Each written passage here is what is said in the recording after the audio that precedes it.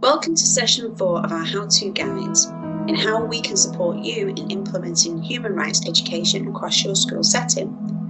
Now, you may well be a school leader who's been with us on this journey so far, who really sees the value in human rights education.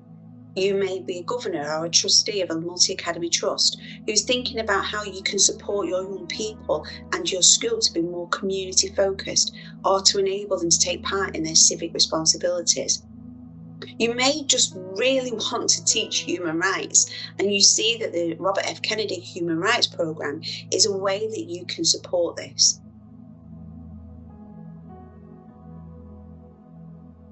Like any good piece of social action, it starts with a germ of an idea, a ripple of hope, as Bobby Kennedy used to say.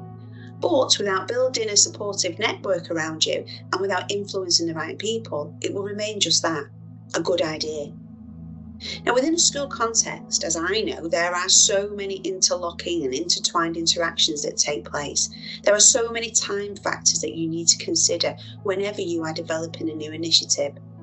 There may well be people who need to convince who aren't as convinced as you that this is a good idea. They might be scared about what human rights actually is, perhaps because of some of the social and political discourse around human rights. They might, quite reasonably, be worried it will have a negative impact in terms of how the outside people see the school, and that it could be misrepresented that what you are trying to do is put your political views on your people. None of that is part of our programme, but you've still got to be able to convince people. You've also got to convince those people still who think it's not the job of teachers to be able to be doing that. What we will try to do now is try and give you a guide about the best ways to influence those people and to help them realise, through piloting the programme first of all, the benefits of what can be achieved. So first of all, let's start with why.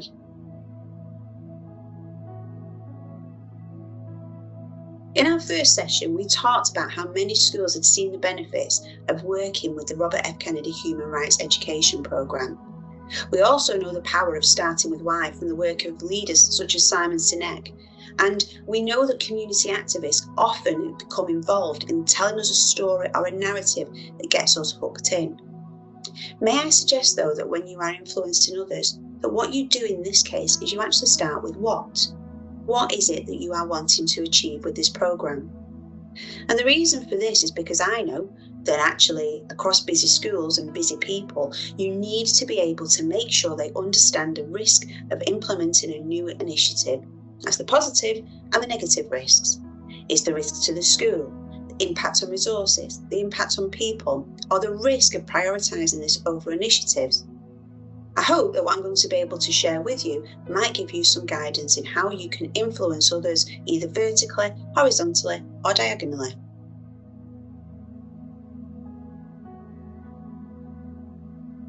If we start with what is the Robert F. Kennedy Human Rights Programme, well, there's a simple thing. It's a well-established programme that's been used internationally and teaches children about human rights and our responsibilities towards others. It really is as simple as that. In the UK, there are schemes of learning which are rooted in literacy, focused on speaking and listening, are knowledge-rich in content and designed to be delivered over a period of time. There are threads that run throughout all of the schemes of learning that are related to social action and social justice, and we revisit these over time. What does it achieve?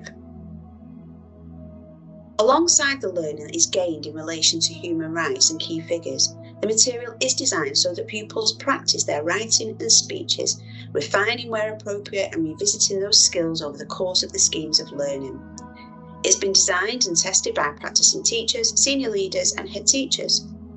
The schools that have implemented this have identified improvements in the way pupils respond to each other, how they recognise their responsibilities towards each other, and how they're able to respond effectively to difficulties or wicked problems that present themselves either within the school or externally. In some schools, by using this to complement the work that they already did in terms of positive behaviours, they've seen a reduction in the number of bullying and physical incidents between pupils. That's because there's an anchor to always come back to whenever you are dealing with these tricky issues between pupils. It does also encourage children to become change makers. to have an interest in their community, to fight for social justice in a responsible way, and to identify how they can help to make the world a better place. Some people have told me in the past that I dream too much, but actually I do think that children are full of hope, extraordinary hope, and if we haven't got a dream that these young people can make the world a better place through us educating them, then actually, where's the joy within teaching and learning? The programme should demonstrate to the young people that actually hope is not just the privilege of a few individuals, and that they can bring positive change whilst being responsible towards others. That's why within the schemes of learning, we focus on those lesser known characters. Yes, of course, we will pick up on some well-known names. We've chosen to focus on those people and the people around them who have been able to make a difference. How can it be delivered? The previous training sessions have identified ways that schools can deliver the programme, whether through form time, through PSHE, whether specific curriculum time that is actually used, and how it can be integrated into the whole school so it becomes a language that your pupils and staff can turn to. What we've done is we've used the Education Endowment Fund implementation planning to be able to guide you in this, and you will see on the website that we've actually done an implementation plan for you.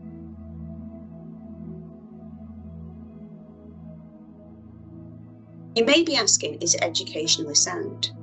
Well, this is a difficult one, isn't it? Because everyone's got their own views about teaching and learning and what effective teaching and learning actually is. And we don't want to get into the discourse on education Twitter of what good teaching and learning actually is. However, what we have done in the approach we've taken is one that is based around the acquisition of substantive knowledge around human rights and the disciplinary knowledge related to this subject. This means that what we've done is we have provided many opportunities to revisit key concepts, vocabulary and themes, with lots of opportunities for the pupils to be able to apply this to their own work. It is heavily scaffolded, first of all, as pupils reach new knowledge or pupils are exposed to new knowledge, but then it works its way through so that pupils have the skills to be able to apply that knowledge to their own independent work.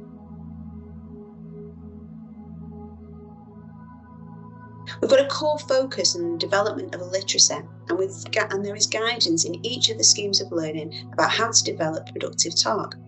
We have referenced in our bibliographies where this has come from. In terms of the material, we have attempted to include some of the best bets for teaching, with modelling, scaffolding, questioning, recall and retrieval as part of the core menu or key ingredients. Our tasks for pupils are designed to encourage them to be ambitious and purposeful. I've mentioned previously that we try to steer away from PowerPoint presentations. That's because we know as practitioners that quite often the pupils become so obsessed about the size of the font or how the information is going to swoop in from side to side that actually they forget what it is that they're trying to do and what they're trying to achieve, and the learning can become lost in some of that. We've tried to make sure that this material has been developed so that it is not in tension with other subjects in the curriculum.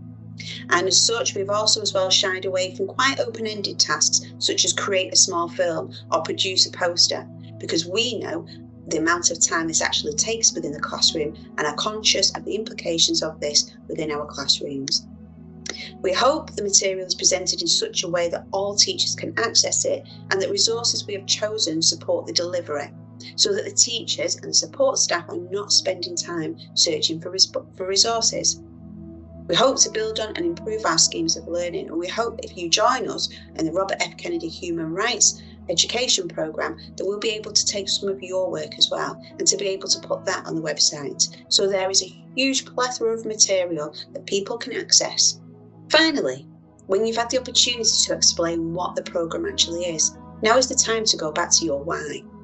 The first session of the training schedule identifies reasons why you may choose human rights education. Each context is different, so what is in it for you and your children? What are you wanting to get out of it? What are you wanting to achieve? Your story, as many other human rights activists' story, is powerful. Use it to connect. Because, as Bobby Kennedy says, each time a man stands up for an ideal or acts to improve the lot of others or strikes out against injustice, he sends forth a tiny ripple of hope. And crossing each other from a million different centres of energy and daring, those ripples build a current which can sweep down the mightiest walls of oppression and resistance.